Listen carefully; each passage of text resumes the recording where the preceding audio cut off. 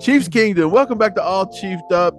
This is Mike and Steve. We're back. We're gonna do a little camp news from Tuesday, yesterday morning. I actually returned from Nashville. If you noticed, I was not on the show yesterday. As Steve mentioned, I was down there looking for Ryan Tannehill's passing game, and no dice, guys, no dice. I might have to head back down there later tonight and see if I can pick up where I left off, but nothing so far, man. Sounds like a job for Dog the Bounty Hunter. Maybe you should get him involved. No wonder they drafted Malik Willis. Before we get started, we want to make sure you hit that subscribe button. If you have not subscribed yet, please do that right now. We're trying to get to 1,000 before the season starts. We're well on our way, and we want to get there. So tell all your friends and family and Chiefs fans where to find good Chiefs content on YouTube. Also, hit that bell so you get notifications when we come out with new content. Okay, let's jump right in, man. We got Rashad Fenton back today in practice. It's good to see Rashad back. That is excellent news. He didn't really run with the teams, but he ran with the one-on-one drills. So what do you think about Rashad getting back, man? That's great. Hey, that's a big question mark for a lot of Chiefs fans. We've been getting asked over and over again, what about Rashad Fenton? Have you heard anything about Rashad Fenton? Really, it was pretty kept quiet. We just knew he was on the PUP list with the shoulder. He's back. So that's only a good sign for the Chiefs. I don't know if he'll be playing early on or anything like that. Guess we'll find that out more when Reed decides to talk about the situation. But for now, good news. He's back.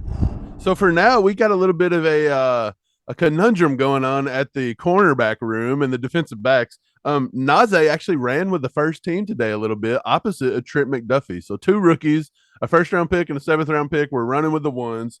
Fenton, again, couldn't really get back into team drills just yet. But, yeah, there's no Lonnie Johnson sightings out here. Again, we're on day like 5 or 6 of Pete Sweeney watch. We sent him a tweet today asking about him again, asking if is performance-based or is this something to let the young guys get some snaps? And I was just telling Steve off the air, the depth chart come out, and they've got Lonnie Johnson behind DiCaprio Boodle. Like, what is up with that? I'm really not understanding what's going on with Lonnie Johnson. We watched Lonnie Johnson in college. We know how good he is, all the talent that he has. He's just an athlete. I mean, the guy's a freak, kind of super fast, long. I mean, surely to God, Houston didn't just destroy him like that. I don't understand. So I'm finding it hard to see that he would like fall into the mix as far as performance goes, because I feel like he's now in a situation with Kansas City where he could come in, play his usual position and shine, and you haven't heard a thing about him. So it's just very confusing to me. Right. And I'm not going to put too much stock into a depth chart released this early in the offseason. But yeah, it's just a little bit concerning that we're not hearing anything about him, and that's why we keep harassing Pete Sweeney, because if anybody would know, it would be Pete. Maybe he'll get back to us. Who knows? Tobe announced that Pacheco was going to be his starting kick returner as of right now, and that Hardman looks to be the starting punt returner. But realistically, he wants to see Sky Moore or he wants to see Trent McDuffie take that row. And he actually says Trent McDuffie's catching the ball better than anybody back there. So what do you think about that one? I didn't think when you drafted Trent McDuffie in the first round, you'd want him to be your punt returner. Did he do that in college? I'm not for sure. I don't really know off the top of my head, but this isn't the first time that they've tried to use defensive backs as the punt returners. I know that's been done in the past. I can't remember the guy's name. We actually drafted him, and he was really, really fast safety, I believe, and we were going to use him for kick returns. But I don't know. I don't see McDuffie really doing that unless it has to happen. I think it'll kind of start out with Mecole Hardman and it'll blend over to one of the younger guys like Sky Moore or something, kind of like when Tyreek Hill was doing it, and then it just kind of bled over to Mecole Hardman. Yeah, last thing with the notes today, we got Andrew Wiley starting at right tackle. Garen Christian had started yesterday or the day before, one, and looked really good. They moved him to the 2. And it looks like they've dropped Kennard to the 3. Again, we've just been discussing this, and we're thinking that they're just rotating everybody to get a good look. And I don't really think it's anything Kennard's doing wrong. I don't either. I'm sticking with my guns on that. I think Kennard's going to have that starting right tackle job, be it the first game of the season or a few games in. It's going to be his. Of course, Wiley, he's always going to be solid. But I just think considering the situation and that Kennard's young and that offensive line is young, we can go ahead and get him in there and get this thing rolling. Let's jump into the top 5 plays of the day. Everybody likes this one. Okay, let's go. Number 5, Josh Williams against MVS in the end zone, working on drills, one-on-one drills. They're pushing, they're pulling. It's a flag all day, every day, probably. But in the drills, you know how it works. And Josh Williams gets the best of them and picks him off.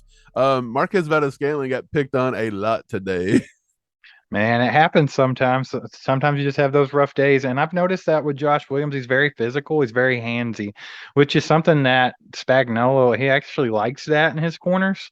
But as you all noticed with Rashad Fenton, everybody was at his throat last year because of the flags that he was getting in the Bengals game. But I mean, that's just going to happen if that's how you play. Number 4, we'll jump right into that one. Sky Moore. Nothing flashy here. It's just a very smooth route. He shakes the defender. He comes across the middle. He catches the ball. He breaks off a little chunk of yardage.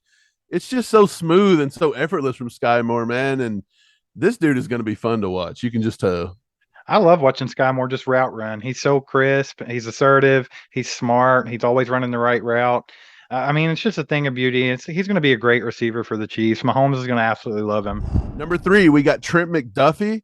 MVS catches the ball, turns around. Trent McDuffie strips him. So he causes the fumble there. Defense picks it up. MVS got picked on again. These rookies are taking advantage of this guy. Like, what's wrong with him? Did he drop a step? Hey, Is he old? Trent McDuffie has absolutely stepped it up in this last week of camp. You're really starting to see why he was a first round pick. He's been all kinds of heads up plays. He's just really smart. He's making great moves out there, and he got picked on a little bit by those older veteran receivers early on. And I think the corner's starting to turn a little bit. He's starting to know what to do and trying to get in that mix and hold his own with them. Number 2, Juju Smith-Schuster over Rashad Fenton in the one-on-one drills. Not away. Fenton wanted to come back, but Juju just jumps up, catches a ball, snags a TD right there in the back of the end zone. Juju looks so good, and that's just picking on Fenton. This is Fenton's first action in a long time, and you got to cover Juju like that. That's bad. Man, Juju's been hot right now. He's catching everything. He's looking great out there. He's kind of coming off of an injury as well, but not as fresh as Fenton. But that's tough. That's tough for Fenton to come back on his first day and have to get out there and hang with Juju. So Yeah, I I'm not mean, gonna knock him for that. number 1, we got L'Jarius Sneed making another highlight play. It has been Sneed's world for the past few weeks. He's coming on strong. Sneed against MVS again. Poor MVS. He's on the backside of 3 top 5s today. One-handed interception by Sneed, dude. It is a work of art. It is beautiful. He just reached back, snags it. Dude, it was beautiful. I love to see Sneed. I think Sneed's going to have a starting job 100%. I don't know if it's going to be opposite Fenton, opposite McDuffie, if they're going to throw him in the slot. But yeah, Sneed is 100% a starter on this team. And this dude, he's worked himself into being a dominant corner, I believe, by the end of this year. Yeah, a lot of Chiefs Kingdom has put some lofty expectations on L'Jarius Sneed. They've been talking about how great he is and how good he's going to be this year. And I think he's really stepping up to the plate because he hears all the chatter. So he's got to get out there and make it happen. Man, I'm noticing a huge trend with camp. Mecole Hardman is starting to come on big time. This week he's stepped it up, and he just keeps coming, man. Big plays. He's looking more assertive out there. He's really starting to take on that role, man. Well, that's what we wanted to see. We've been saying it. This is Miko's time to shine. He's not in the shadows behind Tyreek anymore. He's only fighting right now. It looks like he might just be fighting Juju and Kelsey. He's kind of sticking out above Scantling a little bit, in my opinion. So, Sky Moore's still there. They kind of do the same thing. But yeah, Miko, he's been dogged on. He's been overlooked. Nobody gives him credit. I'm just glad to see Miko starting to be more assertive, and maybe he can get it together this year. I think I tweeted out yesterday that if Miko gets it together, he's going to be a force, and this offense is nasty. And I stick with it, man. Miko could be something special, though. Yeah, because I mean, believe it or not, Mecole Hardman is the longest tenured receiver on this team. So he has more of a rapport with Patrick Mahomes than anybody. They got that relationship. So maybe now that there's 150 extra targets to go around, he can get his fair share of those.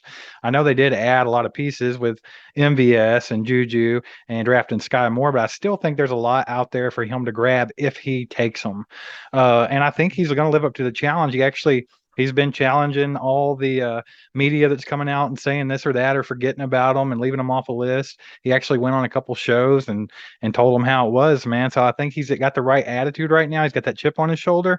So as long as he keeps performing the way he is, I'm super excited to see how he does this season. Okay, I'm going to go for a way too early stat line prediction for Miko. I'm going to go 68 receptions, 990 yards, and 6 TDs. That's what I see right about now. There's a lot of mouths to feed, so we'll see if he starts to elevate himself a lot higher. You'll see those receptions creep up to closer to 80 probably, and that yards to break over 1,000. So we'll Right. see, And man. you also don't know how McColl's going to be using the offense this year. We've seen a lot of the Wildcat during camp. Also, he could be running out of the backfield. He did that some last year as well. So you never really know with Andy Reid. Could be a big year for Mecole Hardman, and it needs to be. It's his contract year. If you want to come Right. back, baby, you gotta perform. One last thing before we wrap this up. We want to give a shout out to Cole over at How About Those Chiefs. He got his first death threat, which means he's officially made it. Round Good of job, applause. Cole. Good job, buddy. Red dude. Yeah, don't be hating on that devil's lettuce. You're gonna get more. You're gonna get God, more. was this lady related to Josh Gordon or what? We don't know. It's yet to be determined. Thanks for joining us today. Please get down there and hit that subscribe button if you haven't yet. Also hit that bell so you get notifications when we come out with new content. We're going to get to that 1,000 mark before the season starts, so make sure you're telling your friends, family, and other Chiefs fans where to find good content on YouTube. And when we get to that 1,000 subscribers, we are going to give one of you an all chiefed up mystery box, which could be full of goodies. So definitely want to do that. Hit that subscribe button if you haven't yet. Josh Williams. There goes a sight from my soul.